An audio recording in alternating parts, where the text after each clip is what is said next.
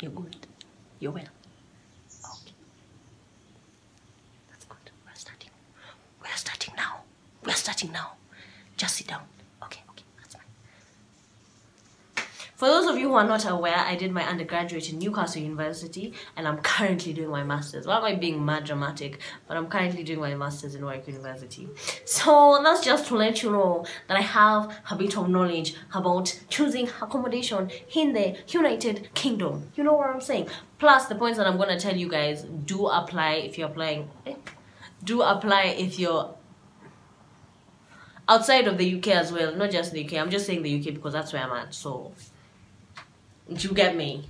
Do you get me? If you're starting your first year, this should be easy for you because you can apply through the university and they give priority to first year students. However, if you're applying for your masters, you can also apply through the university, but they don't give us priority at all. They just assume, I guess they assume because we're old, we're mature, we know what we're supposed to be doing, but we don't know none of that if you're going to a foreign country for the first time. Another way that I would suggest to you to find accommodation is Google. By the way, Google should be your best friend. You know what I'm saying? Because all you have to do, let's say you're going to Coventry, you just Google student accommodations in Coventry and you'll find a lot of private accommodations or accommodations that are not really provided by the university. Email them, especially if you're outside the country because it's damn expensive calling abroad. Or you can call them if you're inside the country. Someone always, I don't know why students always drop out or they change their mind, maybe because of visa, they don't show up and they're paid their deposit. So they're looking for students to now fill in that spot because school has now started. But before they can update their system online, there you are, you've emailed them. Then they'll be like, don't worry, honey, just fill in this form. Here, give me your name and everything, and we'll book you in.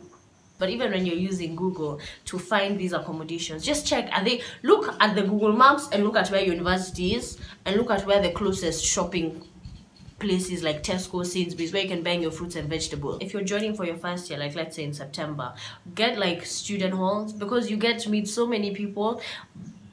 However, I'd suggest that you get an ensuite. Ensuite is where you have your own bathroom in your room and then you can share like the common room in the kitchen because people be nasty. People be nasty. There were people in my first year who had studios and they were just as sociable. So I guess sharing just gives that extra boost of sociability, if there's a word like that. But it's not the only formula. You'll meet people in school, you'll meet people in class, you'll meet people in the building. So if you feel like, and yeah, me, I can't share with someone, then that's cool. Let me tell you what I did if you're interested in what I did. So for my first and second year, I was sharing accommodations with human beings. My first year was a bit messy, but I said, psh, maybe some people I'm with. Second year again. That year I said, father, this cannot be done on my final year. So I got a studio, and as well for my master's I have a studio. Because it starts from a standard room, which is the basic size, and obviously you pay more for the bigger the room that you want. That's not English, but you know what I'm trying to say. And the shower is just enough for you, like that, like you turn like this. Not that it's spreading. No, busy. Just shower 1, 2, 3. At least it showers, and there's always hot water. By the way, there's always hot water. The beds are either single or an awkward size between single and double. It's called 3/4. But you can put 2 pillows. It's not spacious and it's not too tight. It's just there. When you're reading what's in that room, just look, is the bed single or not? Because when they say single, they mean single. They mean you will sleep like this, like a coffin. Private accommodation or university halls. Let me tell you how I think of this. Think of the university halls as government, and then private accommodations are just private accommodations. Because think of how much would the government be investing in accommodation? I'm not saying they're bad. I'm just saying think of it like that. Because with private accommodations, they're designed specifically for students. So you'll find things, there'll be storage under the bed for your suitcases if you're carrying suitcases. You don't want the suitcase just lying around in your room. So the uni ones are normally old, just blah. They're just blur. But if you're okay, if you don't mind that, then they're okay. They're just like, if there's a bare minimum, they're just there. They're just bare minimum. That's it. But be careful, because you'll find this student accommodation to models. They're just people who see that there's business in student accommodation. So they've converted like hotels, they've converted offices. Like for my master's, just the accommodation I lived in before the one I'm living in. When you're in the shower, you're in the toilet and the sink at the same time. Do you know, even till, I'll put the picture, because till today, I used to think, I'm like, when these guys were making this bathroom, you know, someone showed them the bathroom and it's like, oh, that's perfect! Oh my gosh, that's so good. So when they're showering, they're in the toilet and they can wash their face. Oh wow, I like that. I like that, John. I like that. Let's keep that. Let's keep that. It's job. And the good thing about private accommodation compared to houses is that all bills are included. So whatever you pay for that month, that's it. So just tell your parents, listen, this is the bill. There's no other additional bill that will come at the end of the month. Because you find in houses, there'll be like £30. But it's okay, like £30 for the month for water. Maybe another 40 for, I don't know, electricity. Another one for broadband. Sorry if you're hearing noise. There's someone cutting the plants here. And I can't tell them to stop because that's their job. So. Essentials when you land, these are things you need the moment you land in that country. When the plane we're landing, these are things you need to go get. In your bedroom, you need a duvet. You need a duvet cover, you need the bed sheet, and you need pillowcases.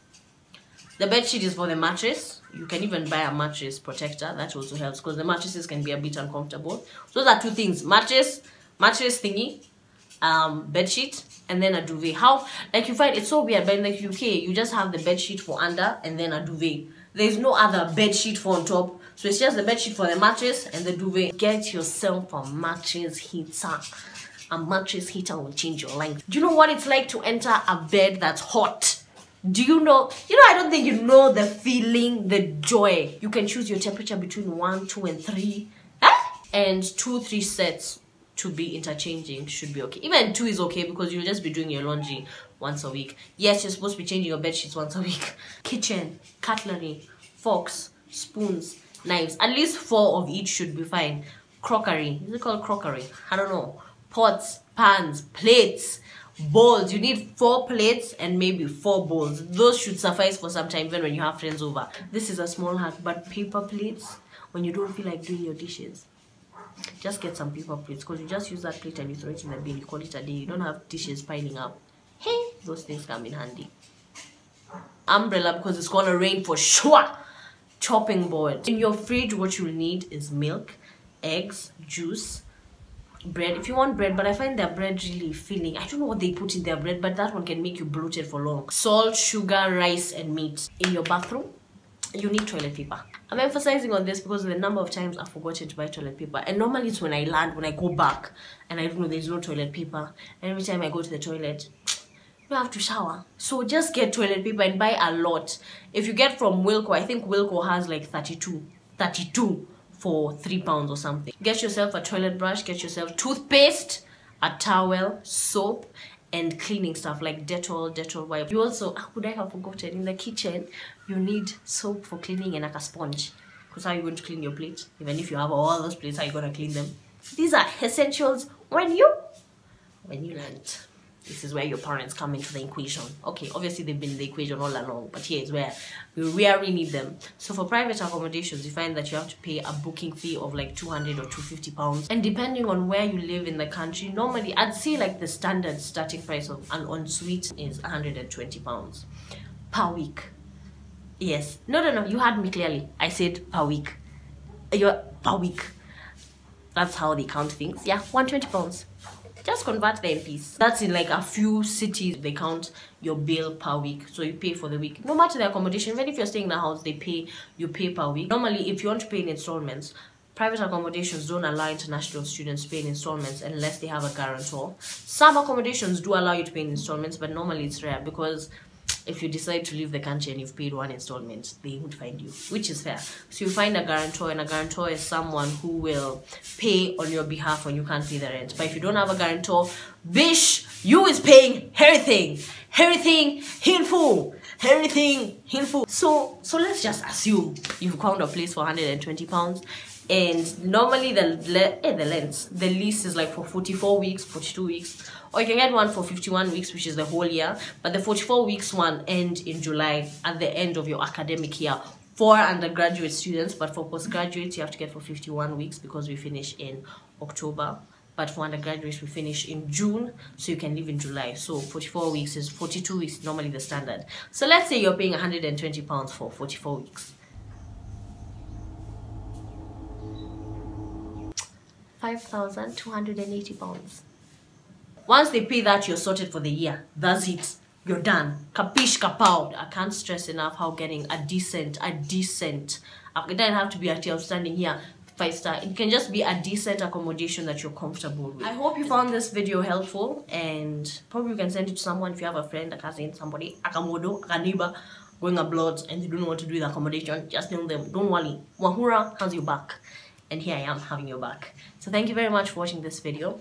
If you want to develop a more intimate relationship with me, you can follow me on my social medias. If you don't want to, that's alright. It's cool. Don't worry about it. Sayonara, goodbye, arrivederci, kwaheri, bye.